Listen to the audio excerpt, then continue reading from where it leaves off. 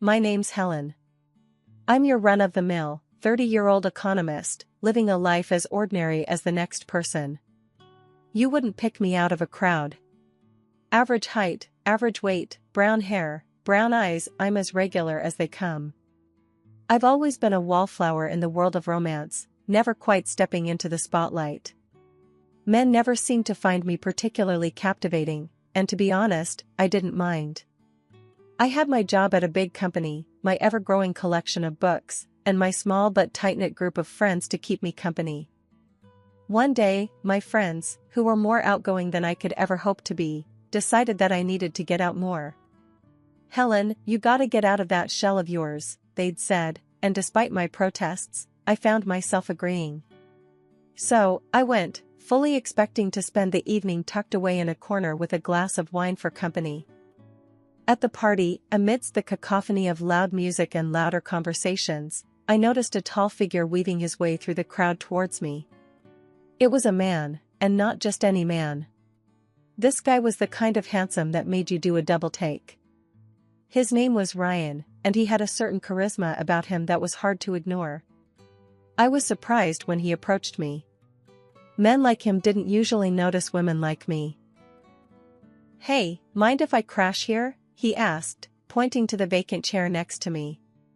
His voice was deep, and his tone was casual, like we'd been buddies for years. I looked around, thinking he must have mistaken me for someone else. "Me?" I asked, pointing to myself. He let out a hearty laugh that somehow managed to rise above the party's noise. "Yeah, you. You ain't holding this seat for some knight in shining armor, are ya?" "No, not at all," I replied, still taken aback by his forwardness. "Please, have a seat." And so, he did. We started chatting, and I was taken aback by how easily the conversation flowed. He was an engineer, had an odd fondness for 19th century literature, and his sense of humor was as dry as a bone. He was easy to talk to, and for the first time in a long time, I felt like I was being seen. "Helen, can I ask you something?" he asked, a couple of hours into our conversation. "Sure, Ryan. What's on your mind? Why are you single? I mean, you're intelligent, you've got a wicked sense of humor, and you're not half bad to look at." "Yeah, don't give me that look, you're a catch," he said, as I started to protest. I blushed, not used to such compliments. "I guess I haven't found the right guy yet." He gave me a knowing smile. "Well, maybe your luck's about to turn." We exchanged numbers that night, and he called me the very next day, asking me out. I said yes. Ryan and I were like two peas in a pod. We hit it off right from the get-go, and soon found ourselves in a whirlwind romance. He was attentive, remembered the little things that mattered to me, like how I liked my coffee black with 2 sugars, or that I preferred scrambled eggs over fried. He even remembered the names of all the characters from my favorite book series, which was no small feat. I was falling for him, and falling hard. One day, he decided it was time for me to meet his folks. His mom, Martha, was as sweet as pie, and his dad, George, was a quiet man who let his actions do the talking. Their house was a cozy little place, filled with pictures of Ryan from his childhood to his graduation. It was clear they were proud of their boy. "Helen, you've snagged yourself a good one," Martha said, patting my hand. "We're glad our boy found you." George, a man of few words, just nodded in agreement. "You look after him, and he'll do the same for you." Their words touched me, and I felt a sense of belonging. It was like I'd been a part of their family all along. A few months into our relationship, Ryan threw me for a loop. We were having dinner at our favorite restaurant when he suddenly got down on one knee. "Helen, will you marry me?" he asked, his eyes filled with hope. I was taken aback. We hadn't been dating for long, but it felt right. I looked into his eyes and saw a future I wanted to be a part of. "Yes, Ryan. I'll marry you." Our wedding was a simple affair, just the way I liked it. We didn't need a big, fancy shindig. We just needed each other. My dad was over the moon. He took to Ryan like a duck to water and was thrilled to see his little girl so happy. "You've done good, Helen," he said, giving Ryan a hearty pat on the back. "Look after my girl." "I will, sir," Ryan replied, a serious look on his face. The wedding was more beautiful than I could have ever imagined. I was never the type to dream about a big white wedding, but I found myself loving every minute of it. The dress, the flowers, the vows, it was all perfect. I felt beautiful, loved, and happier than I'd ever been. I was marrying the man I loved, and I couldn't wait to start our life together. As we were leaving the church, hand in hand, Ryan turned to me and said, "Helen, I've been thinking. I want us to move in with my folks. They ain't getting any younger, and they could use our help." I was surprised, but I agreed. I liked Martha and George, and I wanted to do my part. I was ready to start this new chapter of our lives. Little did I know, things were about to take a turn I never saw coming. We packed up our stuff and moved into Ryan's parents' old house. The place was ancient, a relic from another era, and it showed. The paint was peeling off the walls, the floors creaked with every step, and the roof leaked when it rained. But it was home, Ryan's childhood home, and now it was ours. Martha and George were over the moon to have us. They showered us with love and affection, so much so that it sometimes felt like they were laying it on a bit thick. But I shrugged it off, figuring they were just happy to have us around. "Darn good to have you here, Helen," George would say, clapping me on the shoulder with a grin. "House has been too quiet without you." Martha, always the doting mother, would fuss over us, making sure we were comfortable and had everything we needed. "You two, just make yourselves at home," she'd say, bustling around the kitchen. "This is your home now too." I was touched by their warmth and generosity, even if it did feel a bit over the top at times. I felt like I was part of their family, and I was excited about starting this new chapter of our lives. But then, a few weeks into our stay, Ryan dropped a bombshell. We were sitting at the dinner table, picking at our food, when he cleared his throat and said, "Helen, we need to talk." I looked up, surprised. Ryan was usually so easygoing, so laid back. To see him so serious was unsettling. "What's up?" I asked, my heart pounding in my chest. Ryan took a deep breath and said, "The house needs repairs, Helen. Serious repairs. The roof, the plumbing, the wiring, it's all shot. Mom and Dad can't afford to fix it." I was taken aback. I knew the house was old, but I didn't realize it was in such bad shape. "So what do we do?" I asked, my mind racing. Ryan looked at me, his eyes pleading. I was thinking, maybe we could help. You know, use my salary and part of your savings to pay for the repairs. I was floored. My savings were meant for our future, for a house of our own, for our kids' education. To spend it on fixing up Ryan's parents' house, it was a lot to ask.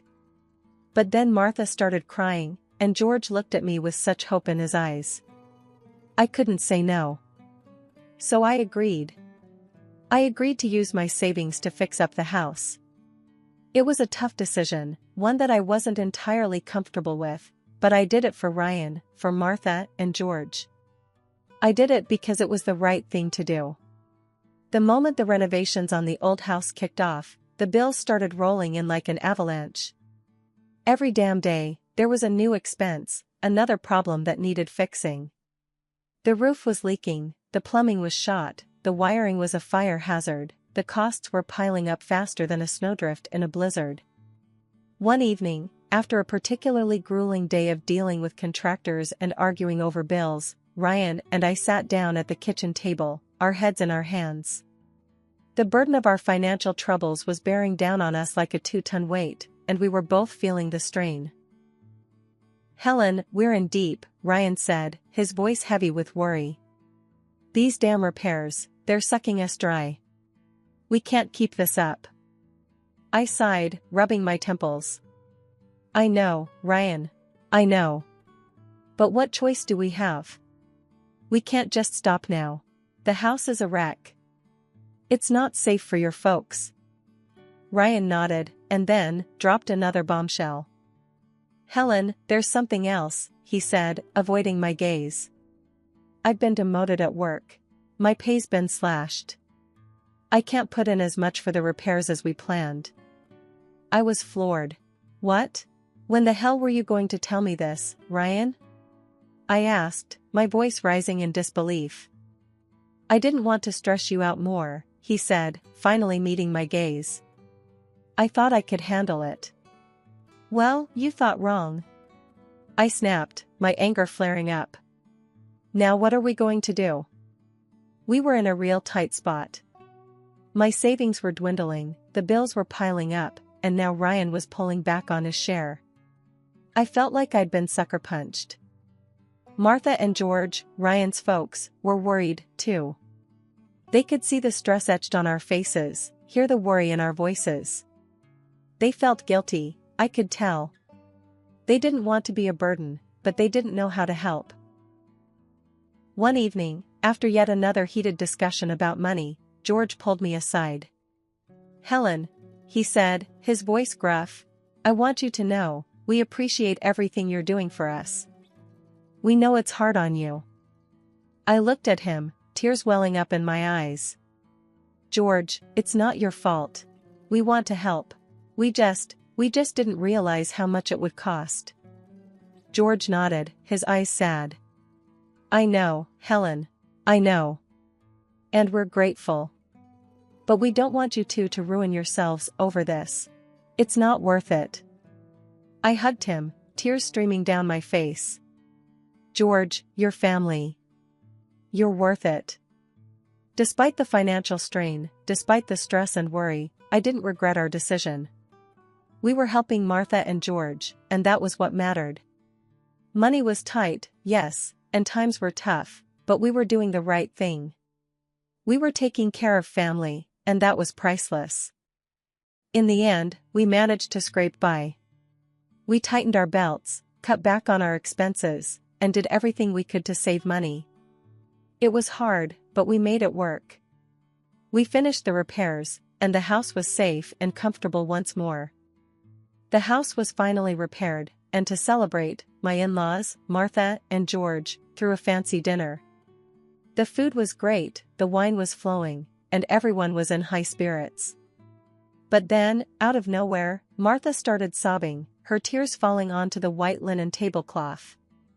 We've done something terrible, she sobbed, her voice choked with emotion. We mortgaged the house. 200 grand. We have 2 months to pay it back or we lose everything. The room plunged into a stunned silence. The words hung in the air like a thick fog, obscuring the joy and merriment that had filled the room just moments ago. I could feel my heart pounding in my chest, the magnitude of the situation sinking in. 200 grand? The number seemed astronomical, a figure so large it was hard to comprehend. Why would you do something like that? I managed to ask, my voice barely audible over the deafening silence. The question hung in the air, unanswered, as Martha continued to sob inconsolably.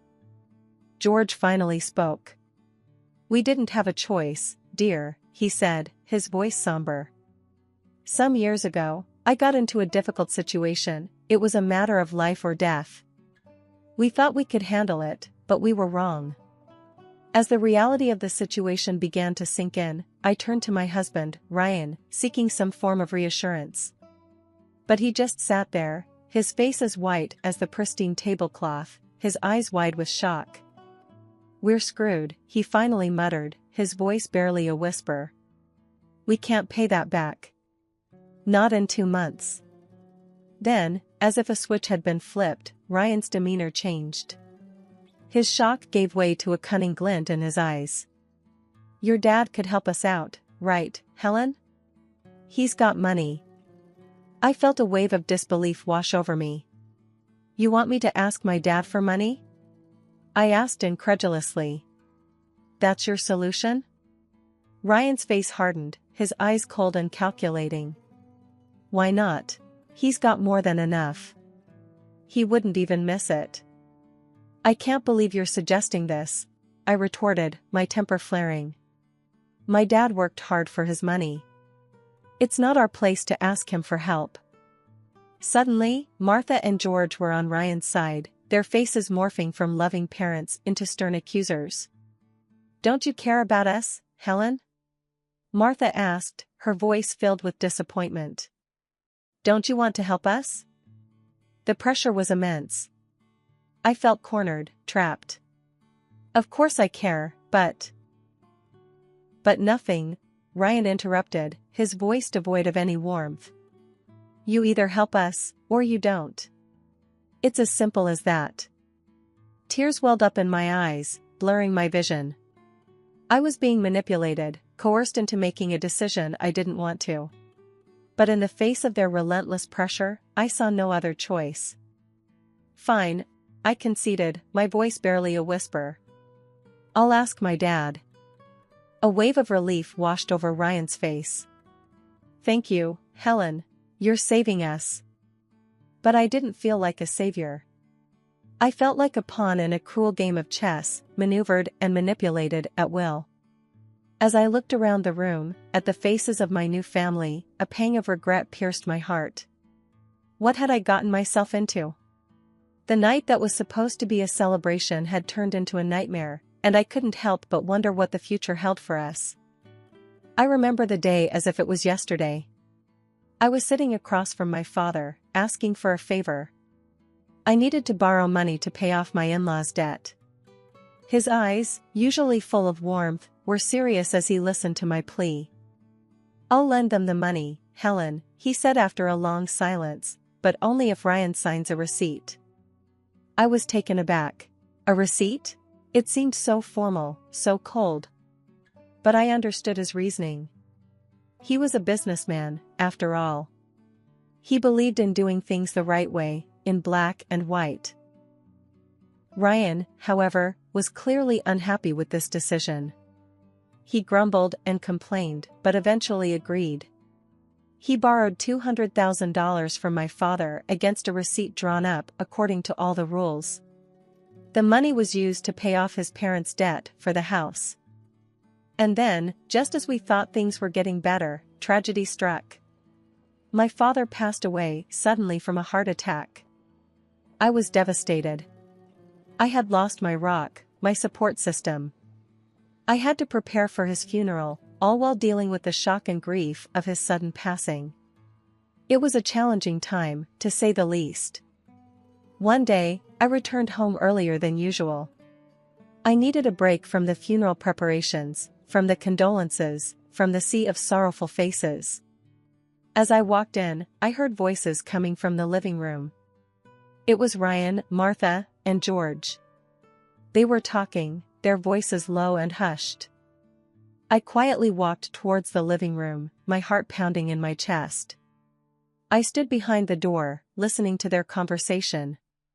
They were talking about me, about the money, about the receipt. We've done it, Ryan, I heard George say, his voice filled with glee. We've fooled her. We've gotten the money to repair the house and pay off the debts. But I'm tired, Dad, Ryan replied, his voice full of disgust. I'm tired of pretending.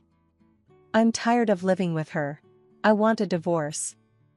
But what about the receipt, Ryan? Martha asked, her voice stern and commanding. We need to get rid of it first. Only then can you divorce her. Don't worry, Mom, Ryan said confidently. I'll take care of it. I'll steal the receipt and destroy it. I felt like I'd been punched in the gut. I couldn't believe what I was hearing. They had planned this all along. They had used me, betrayed me. And now, they were planning to get rid of me. I slammed the front door, pretending I had just arrived. I put on a brave face, pretending everything was fine. Helen, dear, how are the funeral preparations going? Martha asked, her voice dripping with fake concern. They're going well, Martha, I replied, my voice steady. Thank you for asking. And with that, I walked away, my mind racing. I needed to figure out my next move. I needed to protect myself, to fight back. Over the next few days, I put on a brave face. I smiled, I laughed, I played the dutiful daughter-in-law. But inside, I was seething. I was hurt, I was angry, and I was determined to make them pay. The day of my father's funeral was a blur of tears and condolences, a whirlwind of sadness that left me drained. But as the last of the mourners left and the sun began to set, the real storm was only beginning. Back at the house, Ryan, his parents, Martha and George, and I gathered in the living room. The air was thick with unspoken words, the silence only broken by the occasional clink of ice against glass as Ryan swirled his drink. I watched them from the corner of my eye, their faces a mask of sympathy and concern. But I knew better. Suddenly, Ryan broke the silence. "Helen," he said, his voice cold and hard. "You need to leave." I turned to him, feigning surprise. "What?" I asked, my voice shaky. "You heard me," he said, his voice even colder. "You need to leave. This is my parents' house, and you're not welcome here anymore." Martha and George nodded in agreement, their faces hard. "We've put up with you for long enough, Helen," Martha said, her voice dripping with fake sweetness. "But we don't need you anymore." "And what about the house?" I asked, pretending to be shocked. "The money I lent you for the house?" Martha laughed, a harsh, cruel laugh that echoed around the room. "This house?" she scoffed. "This house is ours, Helen. And you have no place here." Ryan joined in her laughter, a cruel smile playing on his lips. "And about that money, Helen," he said, his voice filled with mockery. "I found those receipts at your father's house. And I destroyed them." His words hung in the air, a declaration of his deceit. But instead of breaking down, instead of giving in to the despair, I did something unexpected. I laughed. My laughter filled the room, a stark contrast to the heavy silence. Ryan, Martha, and George stared at me, their faces a picture of shock and confusion. You knew?" Ryan stammered, his face pale. I nodded, my laughter subsiding. "I knew," I said, my voice steady. "I knew about your plans, about your deceit. But the receipts?" George stammered, his face pale. "We destroyed them." I shook my head, a smile playing on my lips.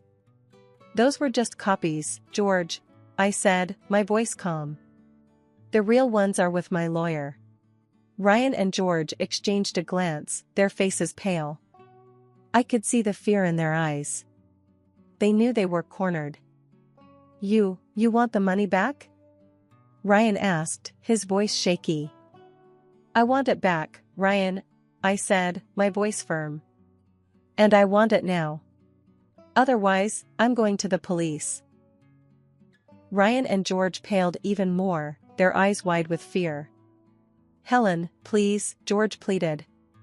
We can work something out." I shook my head, my resolve unwavering. "No, George," I said, my voice steady. "You had your chance. Now, it's time to pay." After a long silence, Ryan finally spoke. We'll give you the house," he said, his voice shaky. "In exchange for the IOUs." I nodded, satisfied. "Good," I said, my voice calm.